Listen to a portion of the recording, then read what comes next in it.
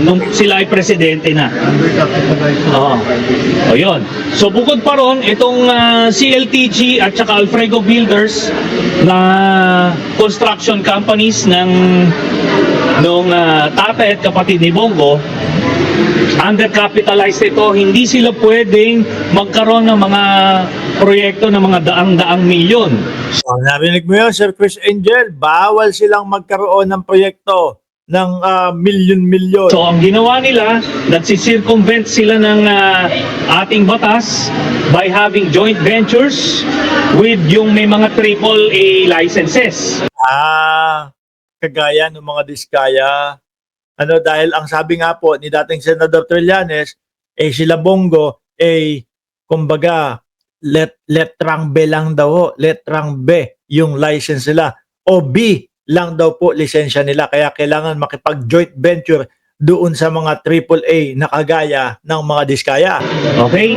So, bukod nga sa undercapitalized, sila rin ay may B license lang noong mga panahon na yon. At kaya sila nagjo-joint venture. Tapos, para makakuha ng malalaking mga malalaking proyekto. O, di po ba? may nakita rin tayo, sinama natin dyan sa ating mga dinistribute. Sabi naman ng mga DDS, may naniniwala pa ba kay Trillanes? Nung nakaupo ang inyong tatay, nung namamayagpag sila sa kanilang mga posisyon, walang naniniwala dito. Pero ngayon, nagbabalik ang paniniwala ng mamamayang Pilipino dito kay dating Senador Trillanes. Sa media, 5 kontrata nila na malalaki na aabot ng mahigit 800 million pesos with the Diskayas. Kaya yung sinasabi ni Bongo na hindi niya kilala yung mga Diskaya, may joint venture yung tatay at kapatid niya. Tapos yung CLTG, di ba? Yung pangalan? Christopher Lawrence Tesoro Go daw yung ibig sabihin nun. Paano nagkakilala ito mga ito? Di ba? So yan yung mga problema ni Bongo na harapin niya pagka naisampa na to. Ako baka sagutin lang ni Bongo, hindi ko po alam. Sila po yung nagkakilanlan Basta ako po, hindi ko po kilala yung mga diskaya. Pero mahirap po yan. No? Kailangan katakot-takot na patunay o katakot-takot na ebidensya ang ipapakita ni Bongo kung paano siya labas dyan. Former President Duterte, paano siya kasama din dito sa kaso? Dahil siya yung principal. Ang nangyari dito, nung mayor pa si Duterte, executive assistant si Bongo. Maaring iniisip nila na hindi naman kilala itong tatay at kapatid ni Bongo that time.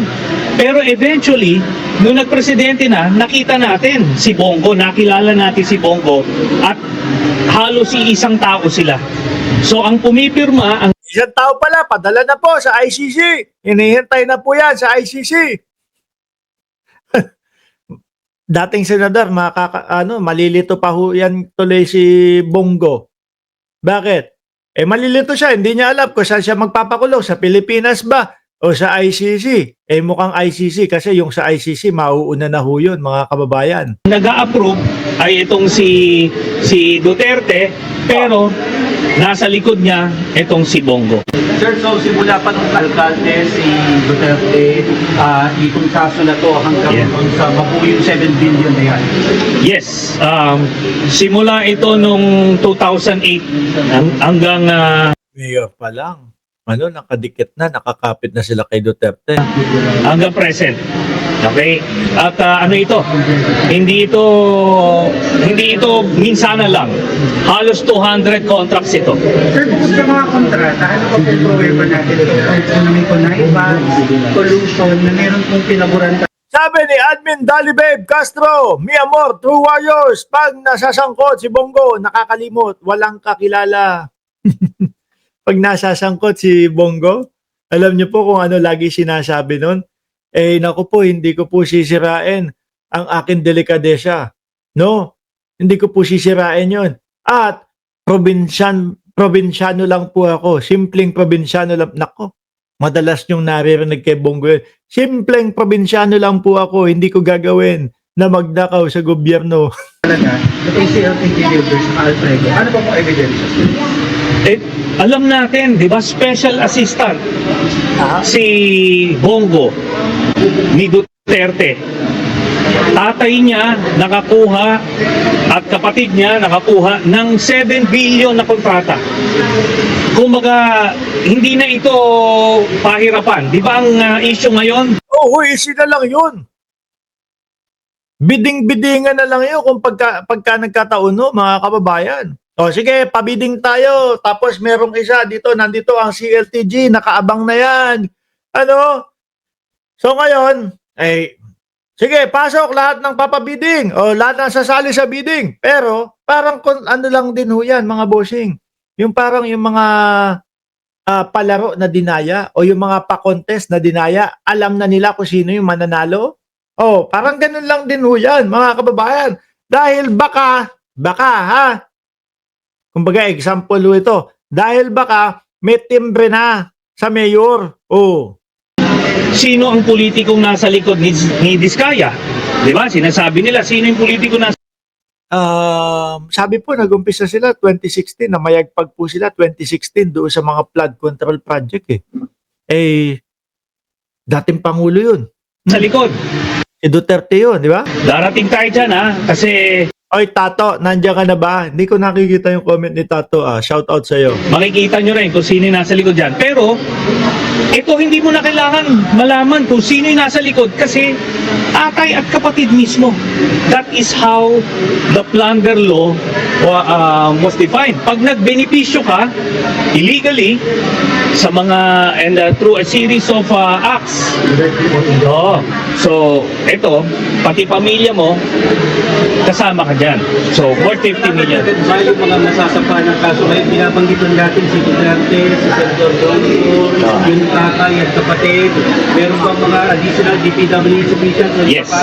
Yung Hindi lang pala, pati yung mga DPWH. DPWH officials dito, yan na yung makukuha na testigo ng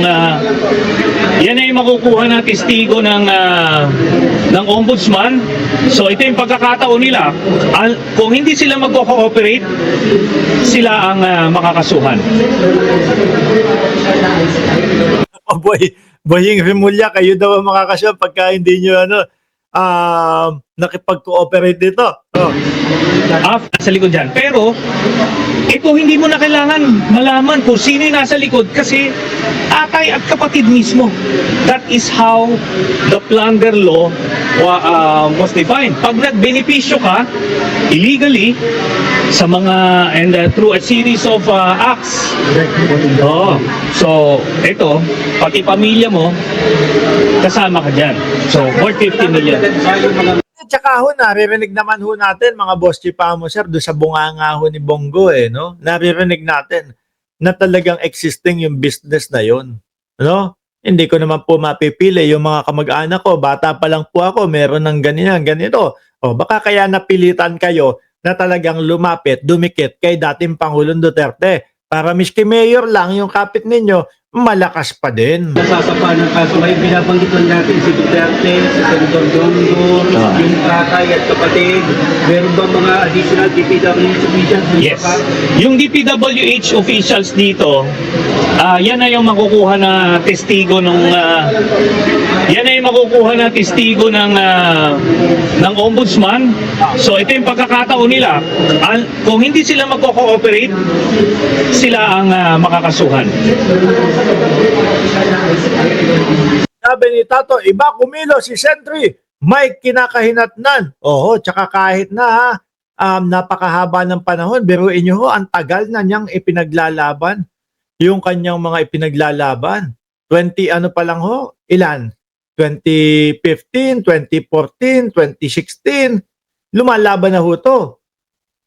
Ngayon nga lang ho natin nakikita yung mga katotohanan. Di ba? Sabi ni Ma'am Neng Gigi, si Bongo, wala naman daw pera yan.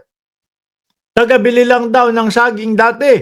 Sabi nung hitman ni Digong na tumiwalag. Si Las Cañas po ba yon? Sinasabi ninyo?